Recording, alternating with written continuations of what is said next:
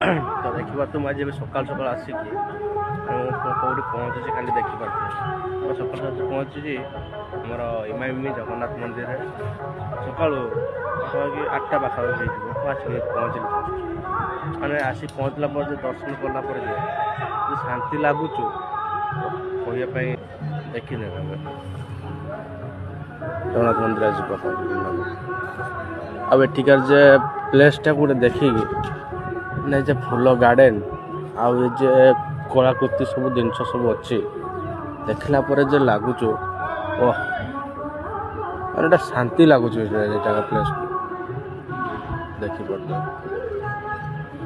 ଦେଖିପାରୁଥିବେ ଏଗୁଡ଼ାକର ସବୁ ଫୁଲ କେମିତି କ'ଣ ହେଇଛି ଗୋଟେ ଛତା ଟାଇପ୍ର ଗୋଟେ ଲାଗେ ଫୁଲ ଗୁଡ଼ାକ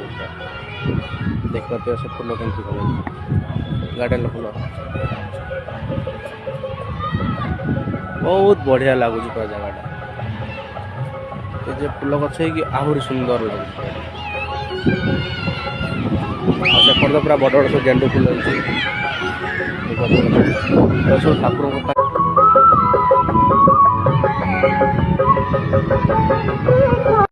ଇମାମି ଜଗନ୍ନାଥ ମନ୍ଦିର ଆସିଛନ୍ତି ତ କମେଣ୍ଟରେ କହିବେ ଆଉ ଏଠିକାର ପ୍ଲେସ୍ଟା କେମିତି ଲାଗେ ସେଟା ବି ଜଣେଇବେ ଆଉ ନିହାତି ଯିଏ ଆସିବି ନାହିଁ ଆସନ୍ତୁ ନିହାତି ବୁଲନ୍ତୁ ଯାଆନ୍ତୁ ଆଉ ବଢ଼ିଆ ଭାଇ ଏଠିକାର ପୁରା ପ୍ଲେସ୍ଟା ବଢ଼ିଆ ଲାଗେ ପୁରା ଶାନ୍ତି ଗୋଟେ ପୁରା ଲାଗିବ ଦେଖିବ ଆସିବେ ଯେ ଫୁଲ ଗାର୍ଡ଼େନ୍ ଅଛି ଏସବୁ ଯେ ଫୁଲ ଲାଗିଛି ମାନେ ବହୁତ ପ୍ରକାର ଏସବୁ ଫୁଲ ଅଛି ସବୁ କଡ଼ର ସବୁ ଚାରିକଡ଼ ପୁରା ଫୁଲ୍ ଗାର୍ଡ଼େନ୍ ପୁରା ଫୁଲ୍ ଭର୍ତ୍ତି ପୁରା ଫୁଲ୍ ଫୁଲ ମାନେ ପୁରା ମନ ବା ମୋହିଯିବ ଏଠି ପୁରା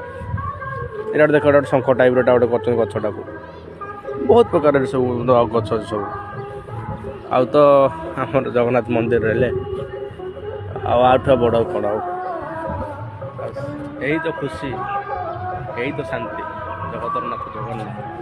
ତାଙ୍କରି ପାଇଁ ସବୁ କିଛି କହିଲି ଜୟ ଜଗନ୍ନାଥ ଜୟ ଜଗନ୍ନାଥ।